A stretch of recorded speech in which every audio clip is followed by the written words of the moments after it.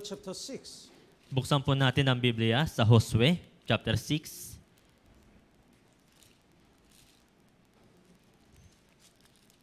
Verse 1. Sa verse 1. Basahin po natin ng sabay-sabay. 3, 2, 1. Ang Jericho nga ay ganap na nakasara dahil sa mga anak ni Israel, walang nakakalabas at walang nakakapasok. And verse 6, the verses 3 and 6. Verse 3. Lilibutin ninyo ang buong lunsod, lahat ng mga lalaking mandirigma ay liligid na minsan sa lunsod, gagawin ninyo ito sa loob ng 6 na araw. Verse 6, kaya't tinawag ni Josue na anak ni Nun ang mga pari at sinabi sa kanila, buhatin ninyo ang kaban ng tipan, 7 pari ang magdadala ng 7 tambuli ng mga sungay ng tupa sa unahan ng kaban ng Panginoon. Now, then verse 27. Let's read it together. 3, 2, 1. Kaya't ang Panginoon ay naging kasama ni Josue at ang kanyang kabantugan ay lumaganap sa buong lupain. So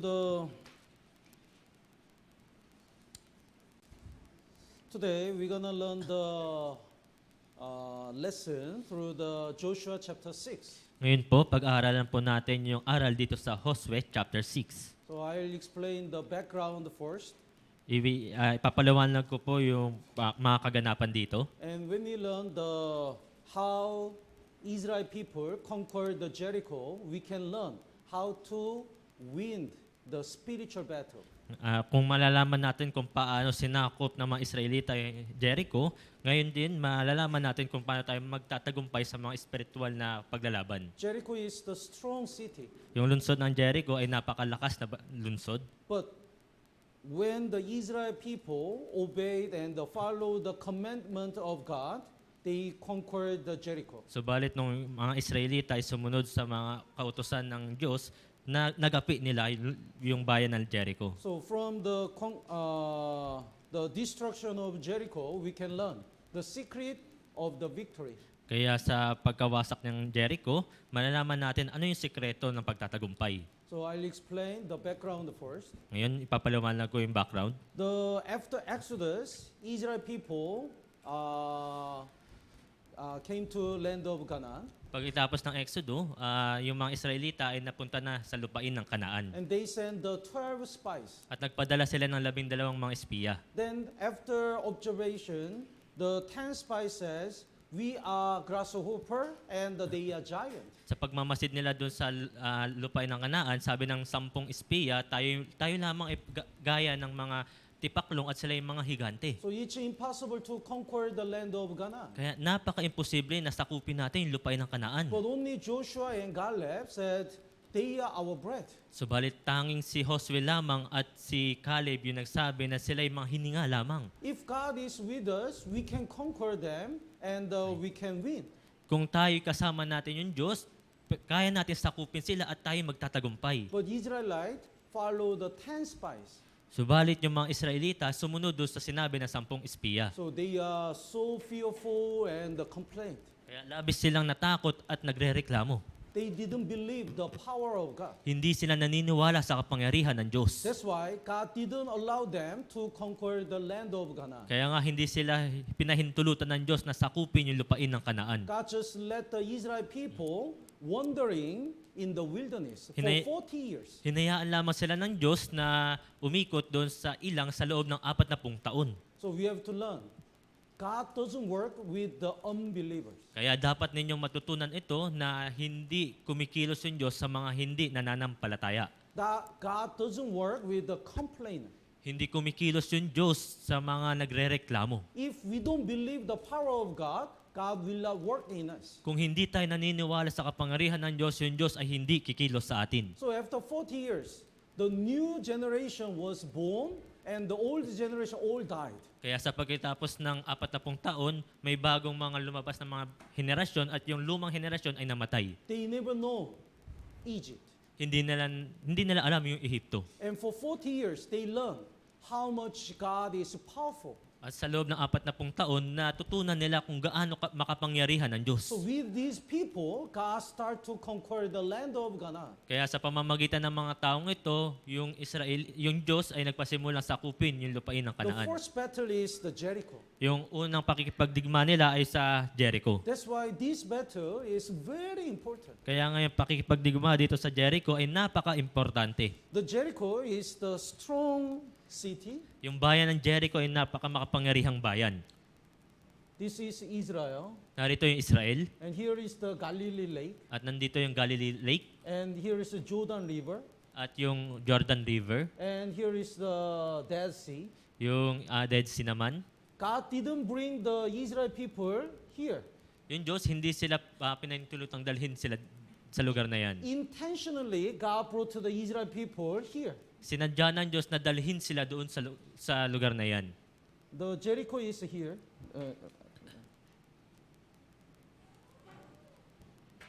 Jericho is here. Yung lungsod ng Jericho ay naririto. So God brought to the Israel people here. Dinala ng Diyos yung mga Israelita So sa lugar na yan. Israel people didn't use the land. They crossed the river. Yung mga Israelita, hindi ginamit yung lupain, sila ay tumawid doon sa ilog. Jericho prepared the Israel people's attack from here. Yung Jericho naghanda sa pag-atake doon sa parting na may lupain. Unexpectedly, Israel people crossed the river and attacked the Pero Jericho. hindi nila inaasahan na tumawid pala sila doon sa ilog at inatake yung Jericho. And finally, they conquered the Jericho because they follow the commandments of God. At hanggang sa nasakop nga nila yung bayan ng Jericho sapagkat sinunod nila yung utos ng Diyos. So when we learn how Israel people get the victory, we can learn how we get the victory in our Christian life. Kaya kung malalaman natin kung paano nagtagumpay yung mga Israelita sa pagsakop sa Jericho, malalaman rin natin kung paano tayo magtatagumpay sa mga spiritual na First of all, pakikipaglaban. we have to know how much strong the city of Jericho is. Una, kailangan natin matutunan gaano ka makapangyarihan yung bayan ng Jericho. The chapter 6 verse 1, Sa chapter 6 verse 1, Jericho was securely shut up because of the children of Israel. None went out and none came in. ang Jericho nga ay ganap na nakasara dahil sa mga anak ni Israel, walang nakakalabas at walang nakakapasok. In verse 5, there is there is the wall of the city. Dito sa verse 5 na banggit rito na may malaking pader na nakaharang. And in chapter 2, in Joshua chapter 2 verse 5 says, there is the gate of the city. Doon sa chapter 2 naman, verse 5, meron naman doong malaking pintuan. Please bookmark here and let's look at the Joshua chapter 2 verse 15. Joshua chapter 2 verse 15. Here is the story of the Lahab. Narito po yung istorya ni Rahab. And the verse 15, Brother Bill, would you read? Nang magkagayoy, kanyang pinababa sila sa pamamagitan ng isang lubid sa bintana sapagkat ang kanyang bahay ay nasa pader ng bayan at siya'y nakatira sa pader. So wall is very big. Yung, As much as the people live on the wall. yung pader po ay napakalaki na yung pwedeng tirhan ito ng mga tao. So the archaeologists already found the place of the Jericho. Yung mga archaeologists po, natagpuan na nila yung lugar ng Jericho. Jericho city shape is like this. Yung bayan ng Jericho, yung hugis nito ay gaya nito. So here is the wall Narito po yung napakalaking pader. and outer place and inner place. Meron itong sa loob at sa labas na kapal. So this one is 4 or 5 meter.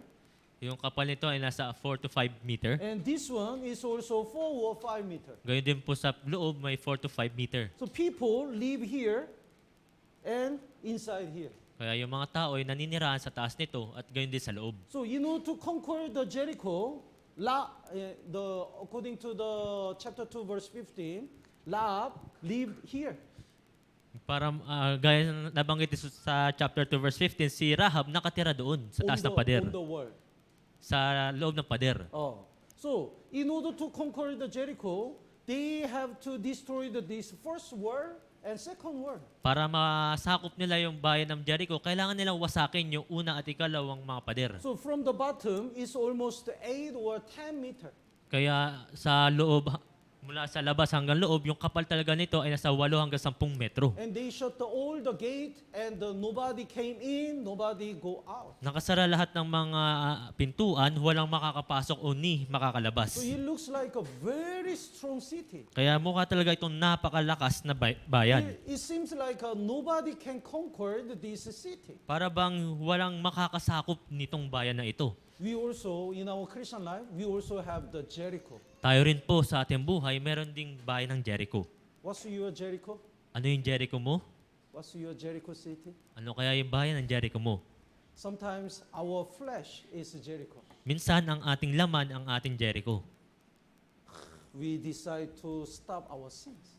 Nagsimula tayong itigil ang ating kasalanan. I'll not smoke anymore, Hindi na ako maninigarilyo, but we smoke again. pero nanigarilyo pa rin. I'll not drink again, Hindi na ako iinom, but we drink again. pero umiinom pa rin. Our flesh, our sinful nature, seems like a Jericho which never be destroyed. Yung ating likas na pagkamakasalanan ay para bang Jericho na parang hindi mawawasak. Sometimes our family looks like a Jericho. Minsan, ang ating pamilya ay mukhang bayan ng Jericho. They never open the door of the heart. Hindi nila binubuksan ang kanilang pintuan sa kanilang puso. They never try to listen the Bible seminar. Hindi sila nakikinig ng Bible seminar. They look like a Jericho. Para silang bayan ng Jericho. The Bible says, don't harden your heart. Sabi sa Biblia, huwag mong pagmatigasin ang iyong puso. Let's look at the Hebrew chapter 3. Sa Hebreo po, chapter 3.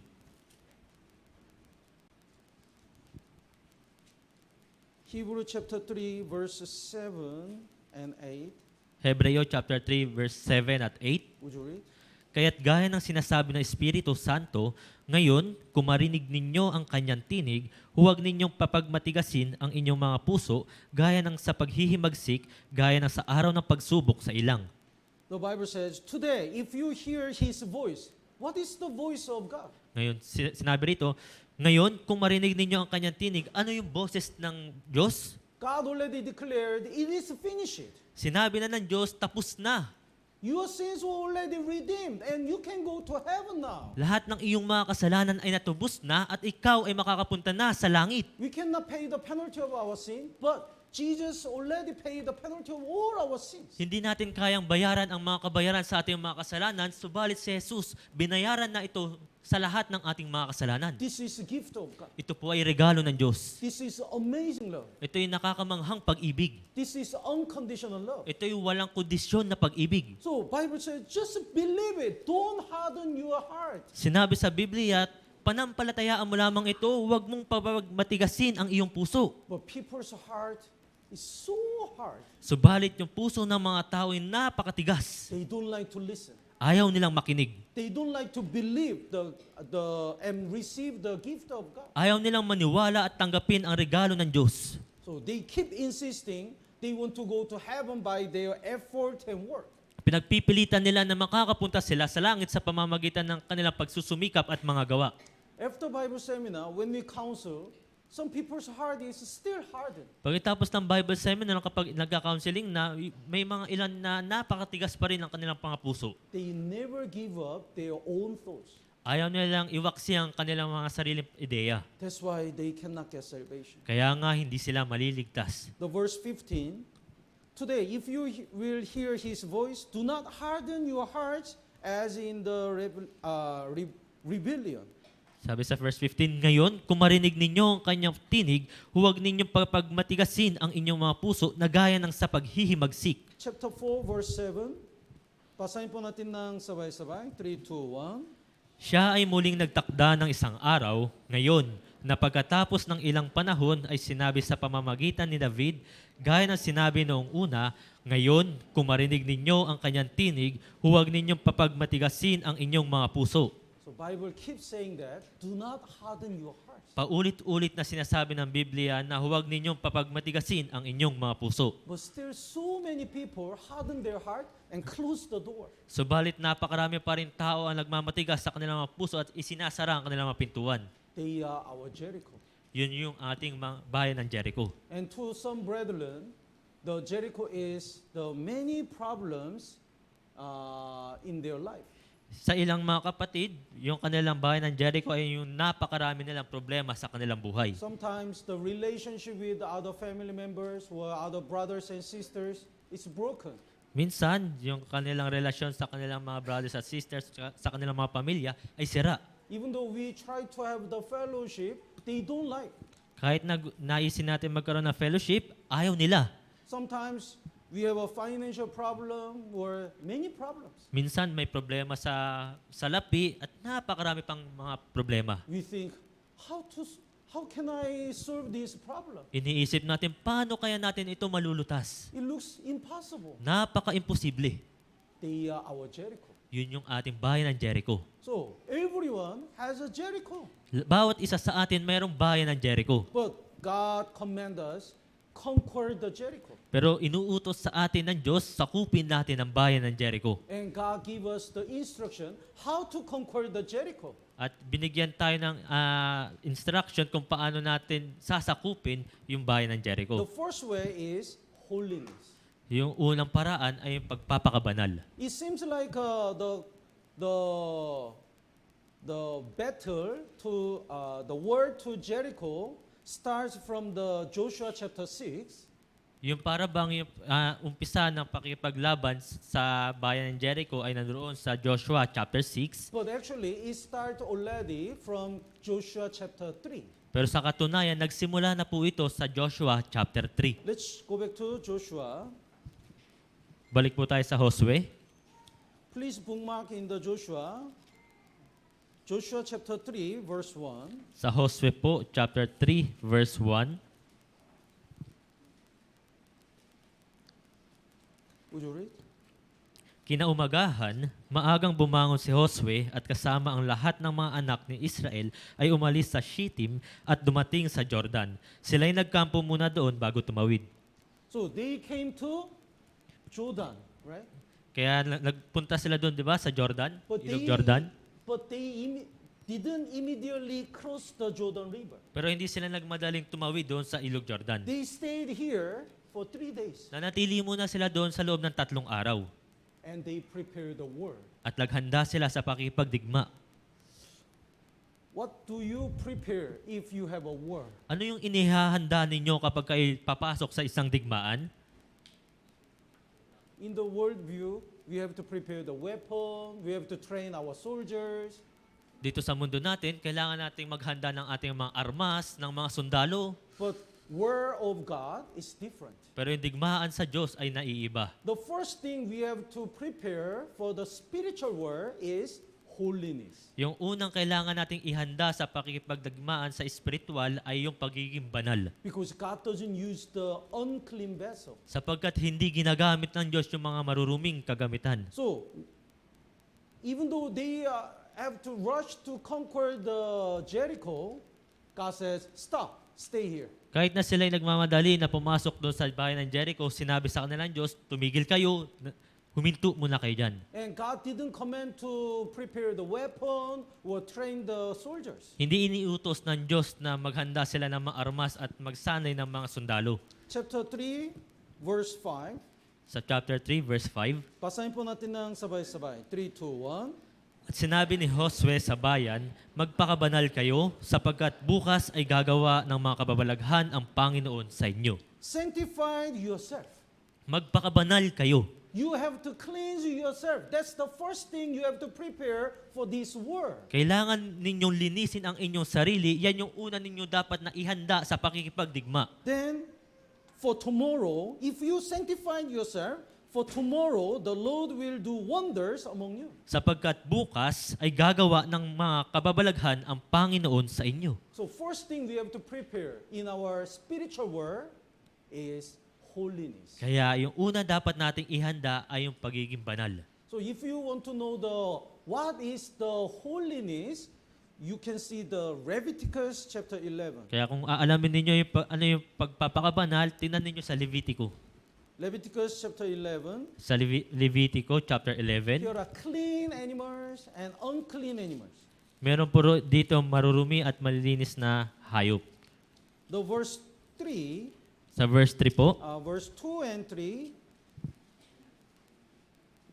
Would you read? sabihin ninyo sa mga anak ni Israel, ito ang mga bagay na may buhay na maaari ninyong kainin sa lahat ng mga hayop na nasa lupa. Anumang hayop na may hati ang paa, biyak at ngumunguya, ang mga gayon ay maaari ninyong kainin. So through these animals, God teaches what is the clean and what is unclean. Kaya sa pamamagitan ng mga hayop na ito, tinuro ng Diyos ano ba yung marumi at malinis. So having the cloven hooves, it means we have to separate it from the world and sin. May hati ang paa, ibig sabihin tayo dapat maihiwalay sa sanlibutan at sa kasalanan. And chewing the cud, Ngumunguya, it means we have to review the word of God. ibig sabihin kailangan natin isa puso ang salita ng Diyos. What kind of animal is this? Anong klaseng hayop kaya ang naririto? Having the hooves May hati ang paa, biyak, and chewing the cud. at ngumunguya.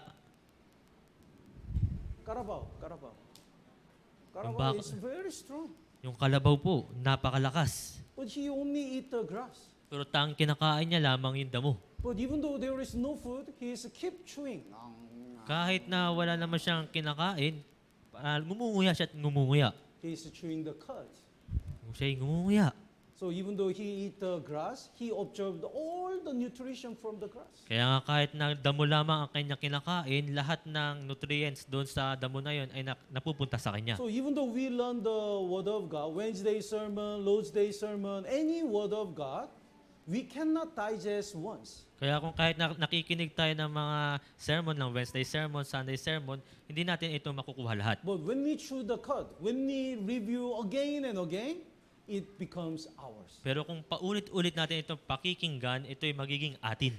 So please review the sermon. Kaya pakiusap, ulit-ulitin ninyo yung sermon. Please meditate the word of God. Pagbulay-bulayan ninyo yung salita ng Diyos. As much as you chew the word of God, it becomes yours. Hanggat sa ninunguya ninyo yung salita ng Diyos, ito'y mapapais sa inyo. That's the best way to become holy. Ito yung napaka-inam na paraan para maging banal. And the verse 9, Sa verse 9, basahin po natin ng sabay-sabay. 3, 2, 1. sa lahat ng mga nasa tubig ay maaari ninyong kainin ang mga ito. Alinmang may mga palikpik at mga kaliskis na nasa tubig, nasa dagat at nasa mga ilog ay makakain ninyo. So among fish, only the fish having the fin and scales are clean fish. Sa mga isda po, tanging may mga palikpik lamang at kaliskis lamang yung malilinis na isda. So through the fin, the fish make a direction. Sa pamamagitan ng palikpik, yung isda ay na itatawid niya yung kanyang sarili. So it means we have to make sure the purpose of our life. Kaya kailangan nating alamin ano ba yung layunin ng ating buhay. If we don't know why we are living in this world, we are not clean before God. Kung hindi natin alam kung bakit tayo nabubuhay dito sa mundong ito, hindi tayo malinis sa harapan ng Diyos. And the scales means we have to keep our heart. Yung kaliskis naman, ibig sabihin, kailangan nating ingatan ang ating puso. If we cannot keep our heart, we accept all kinds of sin and the worldly things. Kung hindi natin iingatan ang ating puso, tatanggapin natin lahat ng mga kasalanan at mga makasanlibutang bagay. So we need the scales. Kaya kailangan natin ng kaliskis. And let's look at the verse 13. Sa verse 13, Among birds, the eagle and birdsherd and the buzzard are unclean birds. sa mga ibon, yung mga agila, buitre at buitreng itim ay maruruming ibon. They are wild. Sila ay mababangis. So, if we are wild and violent, we are not clean before. Kaya kung tayo mapanakit at mabangis, hindi tayo malinis sa harapan ng Diyos. We speak badly, is not clean before God. Kaya kung sumasambit tayo ng masasamang bagay, ito ay marumi sa harapan ng Diyos. And the verse 17, Sa verse 17, the 16 and 17, would you read? ang avestruz, panggabing lawin at ang lawing dagat, ayon sa kanyang uri, ang maliit na kwago, somormoho at ang malaking kwago, They live alone. sila'y namumuhay ng mag-isa. So, in our Christian life, if we try to live alone, we are not holy before God. Kung tayo mamumuhay ng mag-isa, hindi tayo banal sa harapan ng Diyos.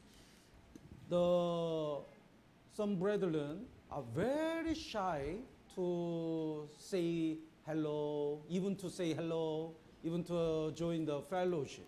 May ilang mga kapatid na napakamahiyain na nahihiya talaga magbanggit lang kahit ng hello o sumali sa mga fellowship. Pastor, I don't like to join the fellowship because I don't like to share the testimony. Pastor, ayoko sumama sa mga fellowship kasi ayaw ko magbahagi ng testimony. No problem. Wala If po- you don't like, you don't need to share the testimony. Wala pong problema. Kung ayaw mo, hindi mo kailangan magbanggit ng testimony. So if the leader asks you to share the testimony, you just say, next time.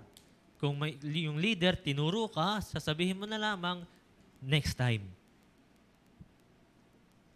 No problem. Wala po yung problema. But you have to join the fellowship. Pero, kailangan mo sumama sa fellowship. You must not stay alone. Huwag kang mag-isa. Because if we stay alone, we cannot get the strength in our Christian life. Sapagkat kung tayo nananatiling mag-isa, hindi tayo makakakuha ng kalakasan sa ating buhay Kristiyano. And also, nobody can support my Christian life. At gayon din, walang makakasuporta sa iyong Christian life. So if I don't attend the one Sunday sermon, all the brothers and sisters should contact me and call me. If not, something problem in my Christian life, not others. Kung hindi ako makakadalo ng isang Sunday sermon, yung mga brothers at sisters ko, kontakin ako. Yung problema, hindi yung mga kapatiran, kundi nasa sa akin. So, we have to stay together. Kaya nga po, kailangan nating magsama-sama.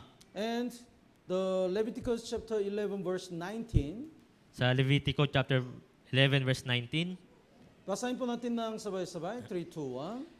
ang lahat ng uri ng tagak, ang kawabag at ang paniki, Here is the bat. narito po yung paniki. And verse 30, paligi, Paniki, paniki, paliki, paniki, ni, paniki. paliki. Pariki. Pariki. Oh, pariki. N, Ri- N, N, N? N. N, Ni, ki, ka, ki, ay, Ay. ay. paniki. Yan. Paniki? Paniki. And here is the verse 30. Sa verse 30, Let's read it together. 3, 2, 1. ang tuko, buwaya, butiki, bubuli at ang hunyango, Here is the chameleon. Chameleon. narito po yung hunyango, In Tagalog, chameleon. hunyango, hunyango, Kunyago. Kunyago. Kunyago. unyango. Is chameleon? Oh, chameleon. Okay. Chameleon, according to the environment, he changed all the color of the body. Yung unyango po, base sa kanyang mga kapaligiran, nagpapalit-palit siya ng kanyang kulay. It's unclean. Siya ay marumi. Why? Bakit?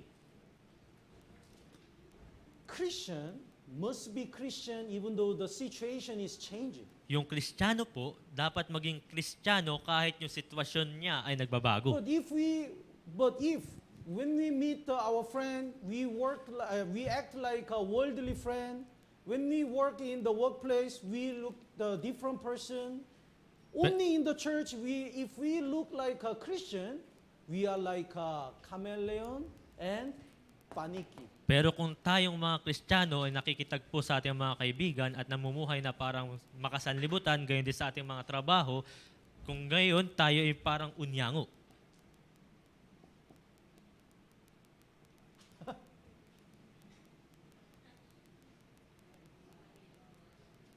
What's this? Oh, paniki. Salamat po. Paniki is the animal or bird? Yung paniki po ba, hayop po ba yun o ibon? It has a leg. And it doesn't bear the egg. Hindi siya nangingitlog. Sometimes it walk, Kaya niya maglakad. but it fly. Pero lumilipad.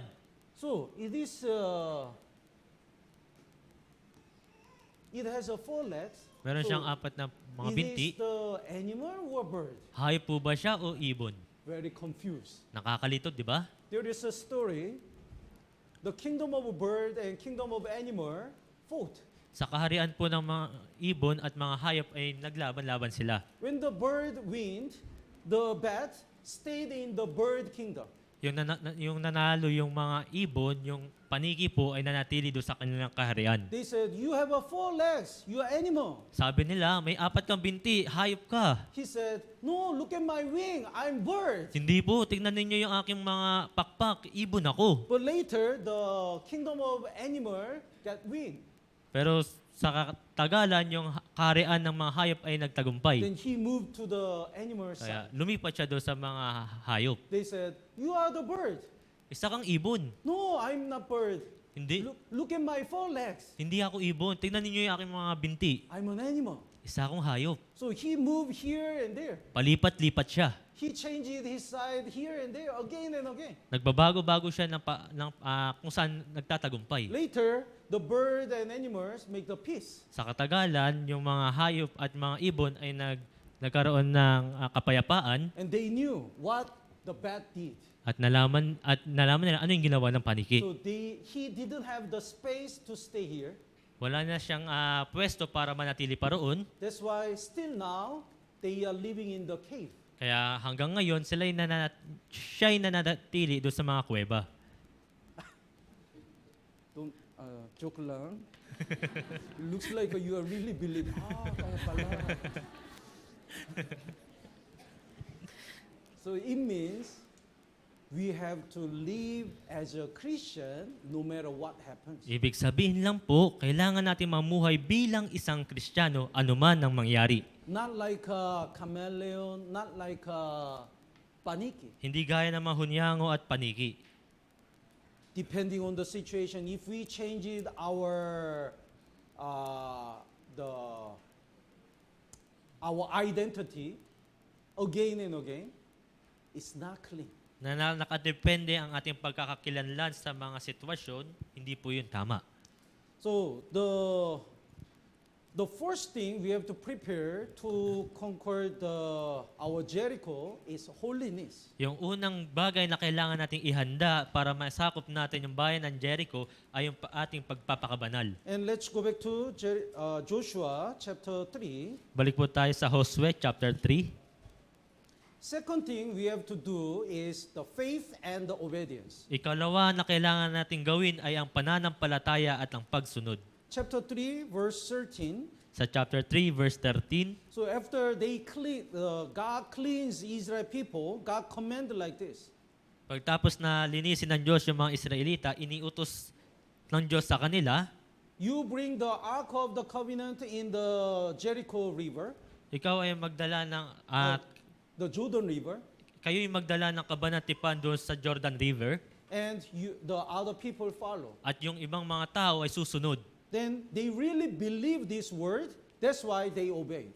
Talagang naniwala sila dito sa salitang ito, kaya nga sila ay sumunod. The verse 13, Sa verse 13, basahin po natin ng sabay-sabay. 3, 2, 1. kapag ang mga talampakan ng mga paa ng mga pari na nagdadala ng kaban ng Panginoon, ang Panginoon ng buong lupa ay tumuntong sa tubig ng Jordan, ang tubig ng Jordan ay hihinto sa pag-agos, maging ang tubig na bumababang mula sa itaas, at ang mga ito ay tatayo na isang bunton. So God promised, when you entered, the water will dry. Kaya pinangako ng Diyos na kapag kayo pumasok doon sa ilog, yung ilog ay titigil. The scholars guess that is the March or April. Yung mga scholar po ay tinukoy nila ito na baka ito ay nasa Marso o Abril. That is the harvest time. Yun po ay yung araw ng mga anihan. That time, the Jordan River is very high. Sa panahon po na iyon, yung ilog Jordan ay napakataas ng tubig. 3 or 4 meter, and the length is the 30 meter. Nasa 3 hanggang 4 na metro yung kapal, at yung haba nito ay halos nasa 40 metro. That's why it is impossible to cross by walking. Kaya nga po, napaka-imposible na tumawid doon sa pamamagitan lamang ng paglalakad. But God promised, when you stand, when you enter the water will stop.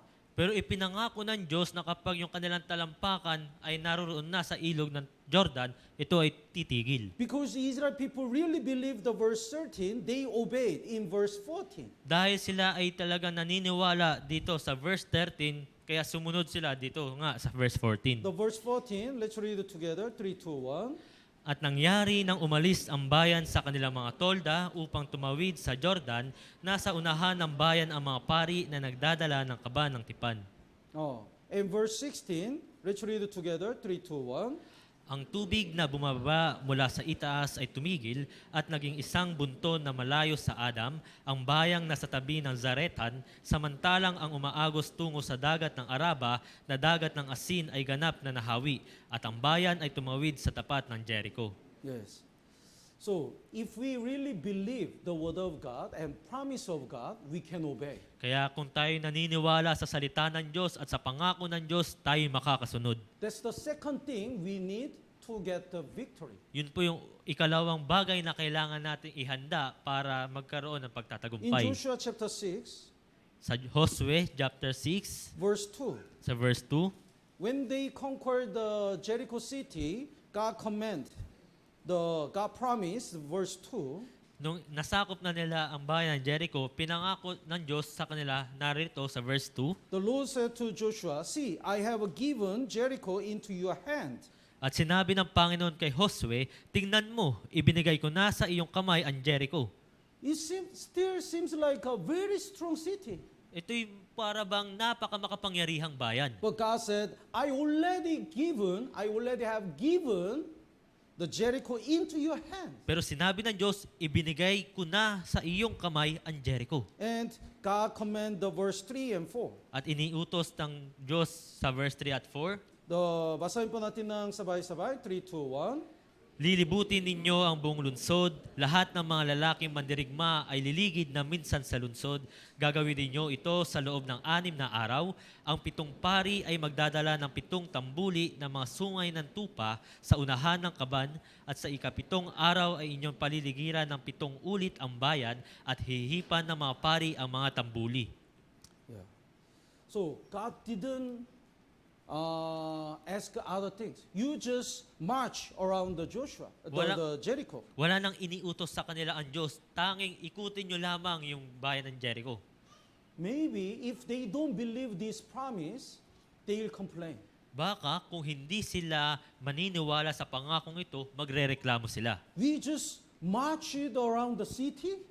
Iikutin lang natin yung pader ng bayang ito. Every day we just march. Then how can we destroy this city? Araw-araw mag-iikot lamang dito. Paano natin mawawasak ang bayang ito? We need to prepare the weapon. We need to throw the stone or spear. Kailangan natin maghanda ng mga armas, ng mga bato, ng mga panaksak. But they didn't complain. Pero hindi sila nagreklamo. They just obeyed because they really believed the God's promise. Sumunod lamang sila sapagkat sila naniniwala sa pangako ng Diyos. In Hebrew, the obedience is called the shema. Shema. Sa Hebrew po, yung obedience o yung pagsunod ay tinatawag na shema. Original meaning is listening. Yung original na kahulugan nito ay yung pakikinig. When we really listen the word of God, we can trust and we can obey. Kung talagang tayo nakikinig sa salita ng Diyos, pwede tayong magtiwala at sumunod. In Mexico, I heard that the native people in Mexico, in their word, the believing and obey is the same word. Sa bansang Mexico po, yung mga katutubong tao doon, yung paniniwala at yung pagsunod ay parehas lamang. Because they said, if we really believe, we obey. Sapagkat kung talagang naniniwala kami, susunod kami. That's exactly what the Bible says. Yun po yung eksaktong sinasabi sa Biblia. Why the Noah prepared the Noah's Ark? Bakit si Noe ay naghanda ng daong? Because he really believed God's judgment is coming. Sapagkat naniniwala talaga siya na yung paghuhukom ng Diyos ay parating na. Moses give up the right of the priest. Si Moises, iwinaksi niya yung yung kanyang karapatan bilang isang prinsipe. And he liked to suffer with the Israel people At mas pinili niya pang maghirap kasama yung mga Israelita. because he really believed that God will give him the reward. Sapagkat talagang nananampalataya siya na bibigyan siya ng Diyos ng gantimpala. So in the spiritual world,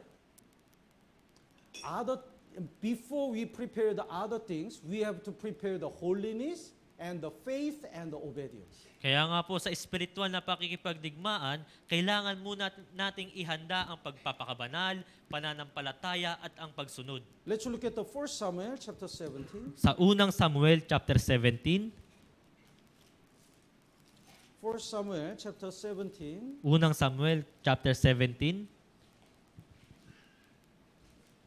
verse 45 sa verse 45, and 47.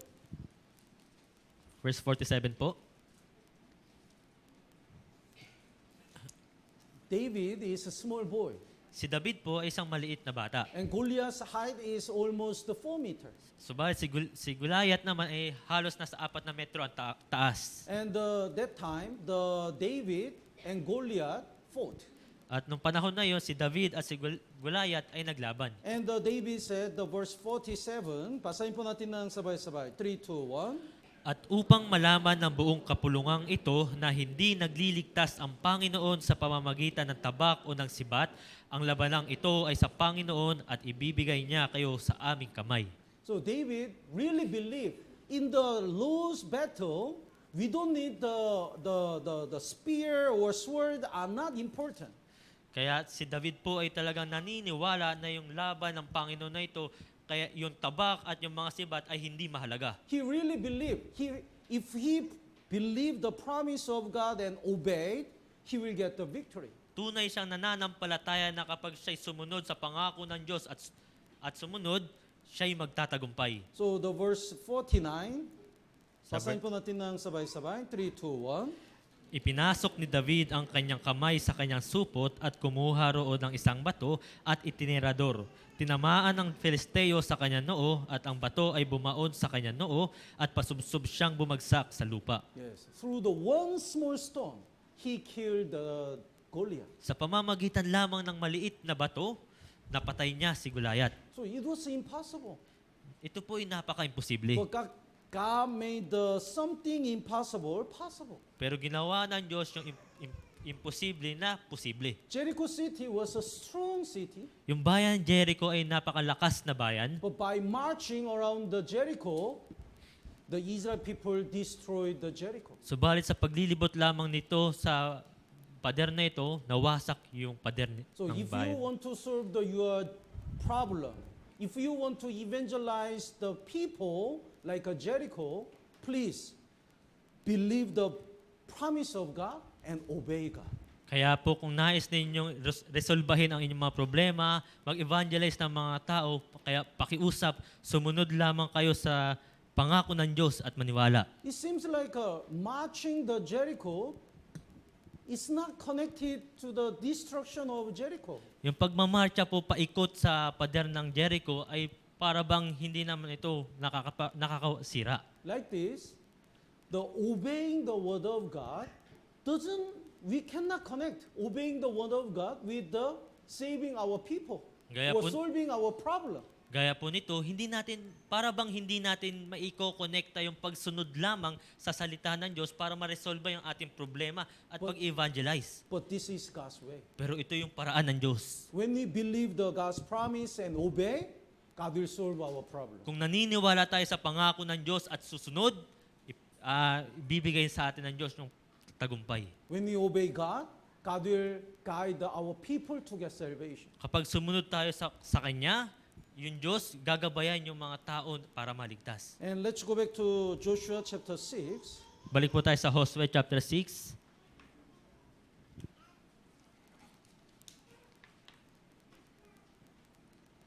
Another things to win the battle is keeping the order and their position. Yung isa pa po para magtagumpay ay yung pananatili sa order at posisyon. The verse 7, Sa verse 7 po, so when they march, God already set up the position of the each people.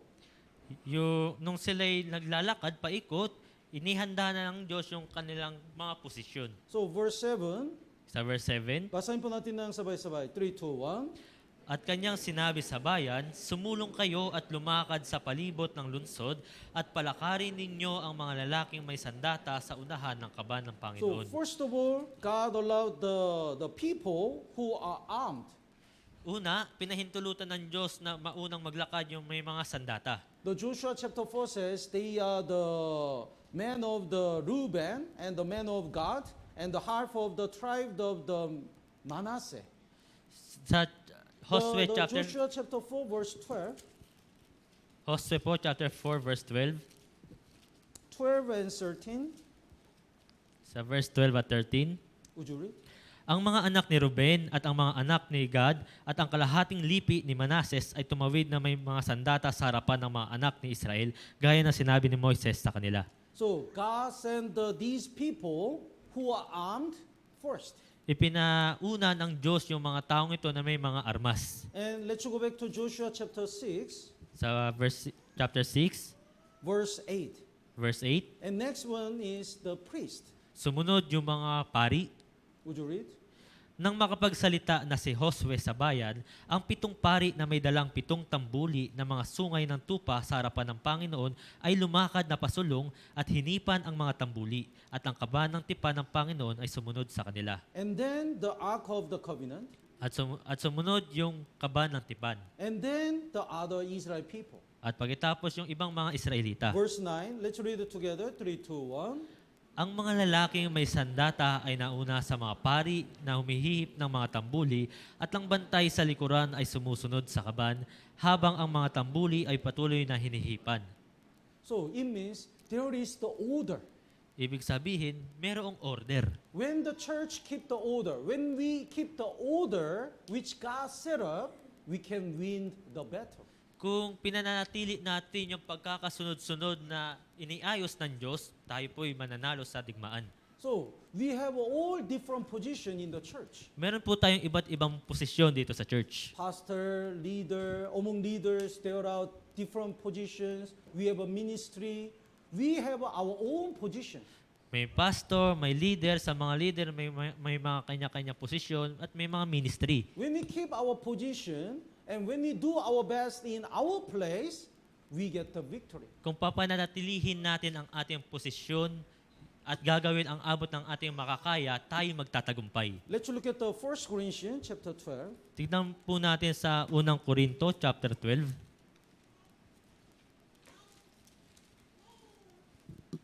1 Corinthians chapter 12, verse 4. Unang Korinto, chapter 12, verse 4.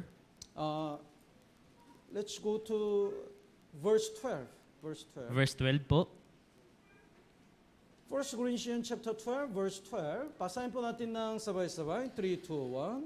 Sapagkat kung paanong ang katawan ay isa at marami ang mga bahagi at ang lahat ay bahagi ng katawan, bagamat marami ay isang katawan, gayon din si Kristo. So, in our body, we have so many members, Sa ating katawan, napakaraming bahagi. but they are one body. Pero iisang katawan. But they are different part. Gayon din po, iba-ibang parte. In the church is the body of Christ. Sa church, yung church po, ito'y katawan ni Kristo. And we have to admit, all of us are different. At kailangan nating isaisip na tayo po ay iba-iba. We have twins, right? Brother Kim Kyung-min, May kambal po dito, di ba? they are in the Aurora now. Naroon po sila sa Aurora rin. Even twins look different. Kahit yung kambal po, mukhang magkaiba pa rin. And all of us, the background of the life and lifestyle and what we think, different. Ngayon din po, yung ating buhay, yung lifestyle natin, kung ano iniisip natin, magkakaiba. In the church, our position is different. Sa church po, yung ating posisyon, magkakaiba. That's why the eyes cannot work like a foot. Foot cannot work like a tongue. Kaya nga po, yung mata hindi makakakilos na gaya ng paa at yung paa hindi makakakilos gaya ng dila. You cannot work like me. I cannot work like you. Hindi po kayo makakakilos o makapagtrabaho na gaya ko, gayon din po ako, hindi ko kayang gawin yung ginagawa ninyo. But when we work in our place, God use all of us to achieve His will. Pero kung tayo maggagawa sa ating mga kanya-kanyang posisyon, yung Diyos po ay kikilos sa atin alinsunod sa kanyang kalooban. Tama po ba? If I cut the onion every day, who will conduct the Bible seminar? Kung ako po ay araw-araw na maghihiwa ng mga sibuyas, sino yung magpipreach sa Bible seminar? Then if all people are preacher, who will prepare the food? At kung lahat ng mga tao preacher, sino maghahanda ng pagkain? So all of us have a different work. Kaya po, tayong lahat ay may kanya-kanyang trabaho. This is the order God set up in the church. Ito po yung posisyon o order na inihanda ng Diyos sa church. When we keep this order and when we keep our position, we can win the battle. Kung papanatilihin natin ang order at gayon din ang ating mga posisyon, tayo po yung magtatagumpay sa digmaan. So to keep our position and to be united, we must not fight. Para po panatili ang ating posisyon at ang ating order, hindi po dapat tayo mag-away-away.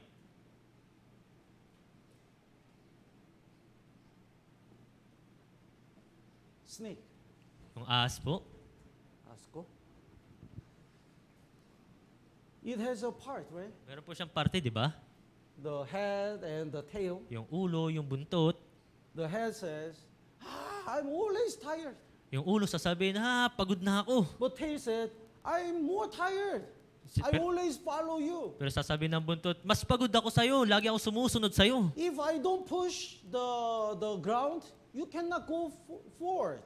Kung hindi ko tutulak yung sa lupa, hindi tayo makakausad. The head said, if I don't eat the food, you die. Sasabihin naman ng ulo, kung hindi ako kakain, mamamatay ka. So they always fight. Kaya lagi sila nag-aaway. One day, head really got angry, Isang araw, yung ulo nagalit, so he bite kaya kinagat niya yung buntot niya. and eat. At kinain ito. Eat and eat and eat. Hanggang makain lahat, What happened? ano nangyari? He died. Patay siya. Patay siya. This is what the Satan wants. Ito po yung nais ni Satanas. You fight Kayo mag-away-away and eat each other. at magkainan, magkagatan. That's the best way to destroy the church. Yun po yung pinakamainam na paraan para mawasak yung church. Even though we are different, God put each one of us in the church because we need all of us. Kahit na tayo magkakaiba, nilagay tayo ng Diyos dito sa church sabagkat kailangan natin yung isa't isa. Tama po ba? Sometimes at the end of the finger, there is a little piece. Minsan dito sa dulo ng daliri, merong napakaliit na balat. I think I don't need it, so I pull out. Sa tingin ko, hindi ko to kailangan, kaya binunot ko ito. So painful. Napakasakit. So I couldn't use the one finger. Kaya hindi ko na magamit yung aking isang daliri. When I march in the military camp, my last nail of the toe, the toenail Kuko. was pulled out. Kaya nung nagmamarcha po ako doon sa military camp, yung kuko ko dito sa aking paa ay nahila, It's nabunot. just a small piece. Napakaliit lamang po noon. But because of that, I couldn't walk. Pero dahil po doon, hindi ako makalakad. Very painful. Napakasakit. So all our body, there is no part which we don't need. Kaya sa buong parte ng ating katawan, walang parte dito na hindi natin kailangan. In our church, that brother, we don't need that brother. We Sa- don't need that sister. sa- Who can say that? Sa church po, may magsasabi na hindi natin kailangan itong brother na ito, yung sister na ito, hindi natin kailangan. Sinong makapagsabi nun? All of us are really need in the church. Lahat po tayo ay kailangan dito sa church. So when we are united and when we keep our position, we can win the battle. Kaya kapag tayo nagkakaisa at papanatilihin ang ating posisyon, tayo po ay magtatagumpay. Let's look at the Joshua chapter 6. Balik po tayo sa Josue chapter 6, Let's go back to Joshua chapter 6, verse 5. sa verse 5. After marching the Jericho, God commanded them to blow the trumpet. Pagkatapos po nila magmarcha sa palibot, iniutos sa kanila ng Diyos na patunugin nila ang kanilang tambuli. The verse 5, would you read? Kapag hinipan na nila ng matagal ang sungay ng tupa at kapag inyo narinig ang tunog ng tambuli ay sisigaw ng malakas ang buong bayan, ang pader ng lungsod ay guguho at ang buong bayan ay tuloy-tuloy na sasalakay. So God commanded like this. That's why with the one voice, they blow the trumpet and the cried. Kaya iniutos sila ng Diyos na sa pamamagitan ng isang boses, ng isang tambuli, sila ay iiyak. The verse 20, basahin po natin ng sabay-sabay. 3, 2, 1. Ang bayan at hinipan ang mga tambuli. Nang marinig ang bayan ang tunog ng tambuli, ang bayan ay sumigaw ng napakalakas.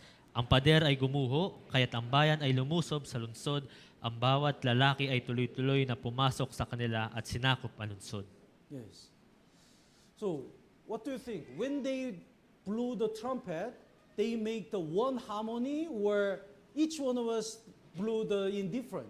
Kaya sa tingin ninyo po, nung kanilang inihipan yung kanilang tambuli, may isa lamang ba itong tunog o may kanya-kanya? Sounds like a boo, boo, boo, boo, boo, boo, boo, or boo, one voice. Yes, they make the one voice. Gumawa lamang sila ng iisang tunog. It means when the church, when the all brothers and sisters, they learn the same word and they speak the same word with the one faith, we get the victory. Kaya nga po dito sa church, kapag tayo ay nagsasalita ng isang salita, nakikinig sa isang salita at may isang pananampalataya, tayo po ay magtatagumpay. Sometimes, some brothers and sisters share the very wrong doctrine. Minsan po, may mga brothers at sisters na nagtuturo ng mga maling doktrina. Some people share their own thoughts. May mga kapatid na nagsasabi ng kanilang sariling ideya. But this is not what the Bible says, and this is not the teaching in Philippine Life for the Mission. Pero hindi po ito yung sinasabi sa Biblia at gayon din po hindi ito itinuturo dito sa Philippine Life Word Mission. Then we cannot get the victory. Kung gayon, hindi tayo magtatagumpay. If we make the different voice, we cannot get the victory. Kung tayo iihip ng ibang tunog, hindi tayo magtatagumpay. So when you have the fellowship with others, if you are not sure, ask the pastors who are the leaders. Kaya po kapag kayo may fellowship sa ibang mga kapatiran, kung hindi kayo sigurado, tanungin ninyo po si pastor at yung mga leader. If we guide the other members to the wrong way, not according to the Bible, not according to the same teaching, who has a responsibility? Kaya kung hindi natin gagabayan yung mga kapatid at hindi tayo matututo ng iisang katuruan, sino yung may responsibilidad? So we have to make the one voice, Kaya kailangan nating gumawa ng iisang tunog. only based on the Bible. Tanging base lamang sa Biblia. And let's look at the chapter 17, Kaya tingnan po natin sa chapter chapter 17. 6, verse 17. Chapter 6, verse 17. God already command, don't take anything from Jericho. Iniutos ng Diyos sa kanila na wag silang kukuha ng anuman sa Jericho. The 17 and 18, would you read? Ang mga lunsod, pati ang lahat na naroroon, ay itatalaga sa Panginoon sa pagkawasak. Tanging si Rahab na upahang babae, siya at ang lahat na kasama niya sa bahay ang mananatiling buhay sapagkat kanyang ikinubli ang mga sugo na ating isinugo. In verse 19, basahin po natin ng sabay-sabay. 3, 2, 1. Ngunit lahat ng pilak, ginto, mga sisidlang tanso at bakal ay banal sa Panginoon. Ang mga ito ay ipapasok sa kabangyaman ng Panginoon. Separating means it belong to the Lord. Yung paghihiwalay po ay ibig sabihin ito ay para lamang sa Panginoon. So, whatever they conquered, the Israel people were not supposed to get anything in Jericho. Ano man ang kanilang nasakop, hindi dapat sila kumuha ng anumang bagay dito sa bayan ng Jericho. So when we offered what we should offer to the Lord, we can get the victory. Kaya kung ating iaalay yung anumang dapat nating ialay sa Panginoon, tayo magtatagumpay. But if we don't offer what we are supposed to offer to the Lord, we cannot win our battle. Subalit kung hindi tayo mag-aalay na dapat nating ialay sa Panginoon, hindi tayo magtatagumpay sa ating pakikipagdigmaan. That time, the Achan stole something. Nung panahon na yan, si Akan may ninakaw. That's why in chapter 7, there is the battle at ICT. Kaya, And Israel people defeated. kaya po dito sa chapter 8, merong digmaan laban sa Ai. Kaya yung mga Israelita ay natalo. Ai is much smaller than Jericho. Si Ai po ay mas maliit kaysa sa Jericho. But Israel people get the victory in the battle of the Jericho, but they lose in the Ai. Nanalo sila laban sa pakipagdigmaan nila sa bayan ng Jericho, subalit natalo naman sila doon sa bayan ng Ai. Because they stole the which belong to God. Sapagkat ninakaw nila yung gamit na dapat ay sa Panginoon. The chapter 7 verse 1. Sa chapter 7 verse 1, Basahin po natin ng sabay-sabay. 3, 2, 1. ngunit ang mga anak ni Israel ay lumabag tungkol sa mga itinalagang bagay. Si Akan na anak ni Carmi, na anak ni Zabdi, na anak ni Zerah, sa lipi ni Juda ay kumuha sa itinalagang bagay at ang galit ng Panginoon ay nagningas laban sa mga anak ni Israel. Achan took of the accursed things. Si Akan po ay kinuha yung itinalagang bagay. That's why God didn't allow the victory. Kaya nga hindi pinahintulutan ng Diyos sa kanila yung tagumpay. Even though we work hard and earn the money, it's not our things. Kahit na magsumikap po tayo at umani ng mga kayamanan, hindi po yun atin. Even though we have a 24 hours every day, that time is not ours. Kahit na meron tayong 24 na oras, araw-araw, yung oras na yun ay hindi atin. Even though we are healthy, that health is not ours. Kahit na tayo malusog, yung kalusugan na yun ay hindi atin. Everything is given by God. Lahat po ay binigay ng Diyos. That's why if we don't return what we are supposed to return to God, we cannot get the victory. Kaya nga po kung hindi natin isasauli, yung dapat nating isauli sa Panginoon, hindi tayo magtatagumpay. That's why Bible says, if we don't offer the tithe, God says, we steal God's thing. Kaya po kung hindi tayo mag-aalay, magbibigay ng tithes, tayo po ay nagnanakaw ng pagmamay-ari ng Diyos. Let's look at the Malachi. Sa Malachi Malakyas po, chapter 3. sa Malakyas, chapter 3,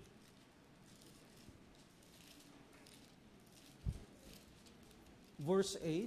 verse 8.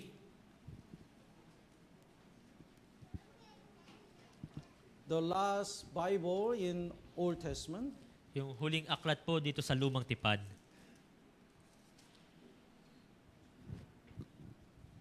God says, you Israel people, you robbed me.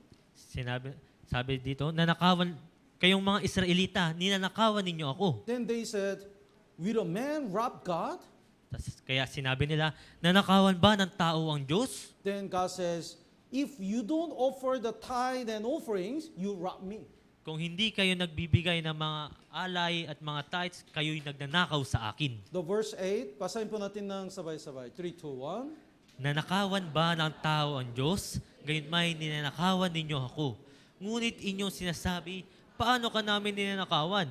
Sa mga ikasampung bahagi at sa mga handog. That's why Israel people was cursed. Kaya nga yung mga Israelita ay isinumpa. Verse 9, basahin po natin ng sabay-sabay. 3, 2, 1. Kayo'y isinumpa ng isang sumpa sapagkat ninanakawan ninyo ako ng inyong buong bansa. So,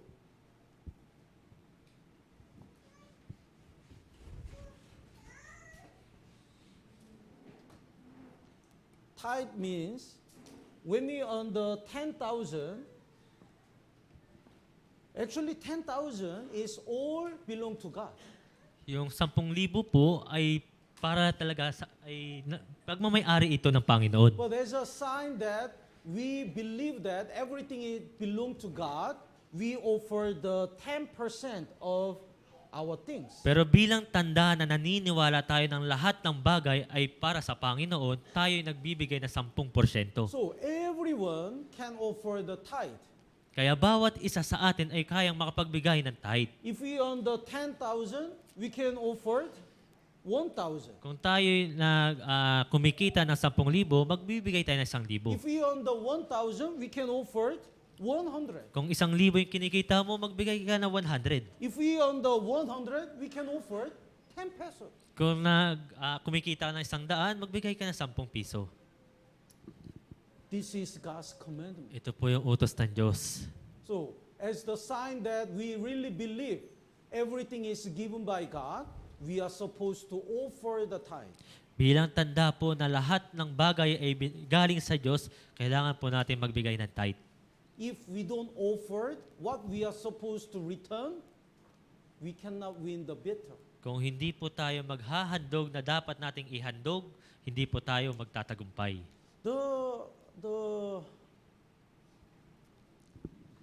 But our flesh doesn't want to offer more. Pero ang ating laman, hindi kayang magbigay ng higit pa.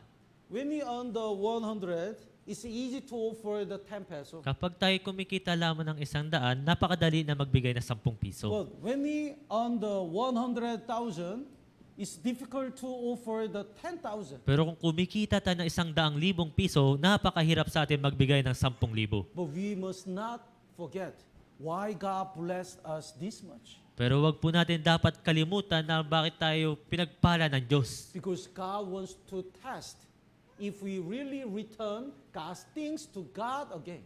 Sapagkat sinusubukan tayo ng Diyos kung tayo ba'y magsasauli ng mga bagay sa Kanya. The one person got sick. May isang tao nagkasakit. So he prayed God, Lord, if you heal me, I'll sell my house and offer the tithe. Nanalangin siya na kapag Offered everything. nanalangin siya na kapag siya gagaling, ibebenta niya ang kanyang bahay at ibibigay ang lahat. Then by the grace of God, he was healed. Kaya sa biyaya ng Diyos, siya ay gumaling. Then from that day, he couldn't sleep. At mula noon, hindi na siya makatulog. How can I offer the price of my house? Paano ko mabibigay yung bahay ko? So he sell like this. Kaya binenta niya na gaya nito. House is 1 peso. Yung bahay po, piso. And if you want to buy the house, you have to buy the 1 tree together. Kaya kung nais mong bilhin ang bahay ko, kailangan mong bilhin rin yung puno. The tree is 10 million. Yung puno po ay 10 milyon.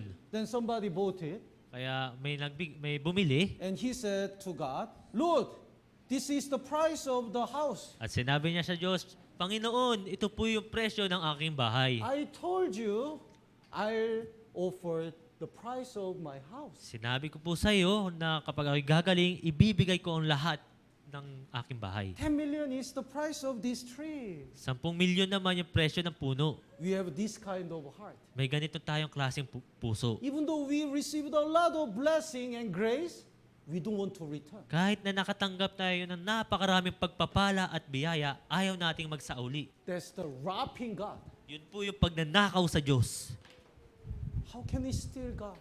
Paano natin mananakawan yung Diyos? If we don't return the tithe and offering, which we are supposed to offer, we steal something from God. Kung hindi tayo magbibigay ng offering at tithes na dapat natin ibigay, tayo nagnanakaw sa Diyos. That's why we cannot win our battle. Kaya nga po, hindi tayo magtatagumpay sa ating laban. Let's go back to Joshua. Balik po tayo sa Josue. Even though God, here is another secret of the victory. Ito po yung isa pang sekreto sa pagtatagumpay. Even though God promised to give the Jericho and the land of Canaan, Joshua did his best in his part. Kahit na ipinangako na ng Diyos yung lupain ng Kanaan at ang bayan ng Jericho, si Josue po, ginawa niya po yung kanyang parte. Joshua chapter 3 verse 1. Sa Josue chapter 3 verse 1, So he always woke up early in the morning. lagi siyang gumigising ng maaga. The Joshua chapter 3 verse 1, basahin po natin ng sabay-sabay. 3, 2, 1. Kinaumagahan, maagang bumangon si Josue at kasama ang lahat ng mga anak ni Israel ay umalis sa Shittim at dumating sa Jordan. Sila'y nagkampo muna doon bago tumawid. And Joshua chapter 6 verse 12. Josue chapter 6 verse 12, Joshua rose early in the morning. si Josue po ay bumangon na maaga. And verse 15, Ganyan din po sa verse 15, it came to pass on the seventh day that they rose early about the dawning of the day. sila'y maagang bumangon ng ikapitong mag-uumaga. And chapter 7, verse 60. At sa chapter 7, verse 16, Basahin po natin ng sabay-sabay. 3, 2, 1. kinaumagahan, maagang bumangon si Josue at ininilapit ang Israel ayon sa kanyang mga lipi at ang lipi ni Juda ay napili. And chapter 8, verse 10. Chapter 8, verse 10, Let's read it together. 3, 2, 1. kinaumagahan, si Josue ay maagang bumangon at tinipon ang mga tao at umahon patungo sa Ai kasama ang mga matanda ng Israel sa unahan ng bayan. Yes. So, Joshua already got the promise of God, Si Josue po tumanggap na ng pangako ng Diyos, but he was not lazy. pero hindi siya tamad.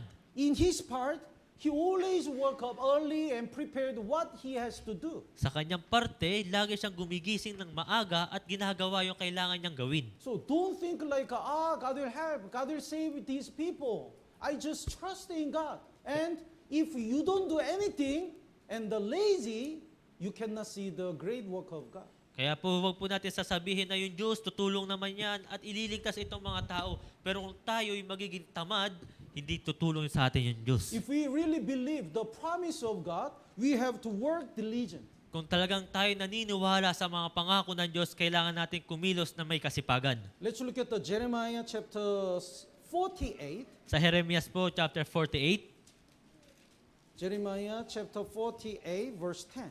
Jeremias chapter 48, verse 10,